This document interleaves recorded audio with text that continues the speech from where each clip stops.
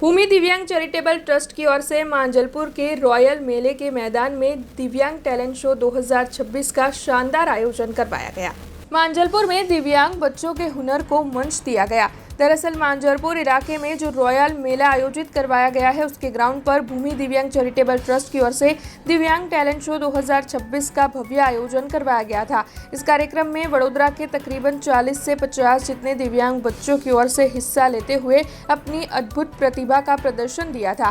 कार्यक्रम के दौरान बच्चों की ओर से रैंप वॉक, डांस, सिंगिंग जैसी विभिन्न प्रतियोगिताओं में उत्साह से शिरकत की गई थी। तब आपको बता दें कि इस दौरान ट्रस्ट के संचालिका कौशिका पंड्या की ओर से स्पेशल बच्चों यानी कि दिव्यांग बच्चों को प्रोत्साहन देकर उन्हें काफी सराहा गया था और कार्यक्रम के अंत में वहां पर उपस्थित हर कोई इन बच्चों की हिम्मत और कौशल्य देखकर काफी ज्यादा भाव विभोर हो गया था। મારું નામ કૌશિકા પંડ્યા છે। હું ભૂમિ દિવ્યાંગ ચેરિટેબલ ટ્રસ્ટ કરીને એક એનજીઓ ચલાવું છું અને દિવ્યાંગ બાળકો માટે હું કામ કરું છું। આજે અમે અહીંયા રોયલ મેળા માંજલપુર ખાતે દિવ્યાંગ ટેલેન્ટ શો 2026 લઈ રહ્યા છે।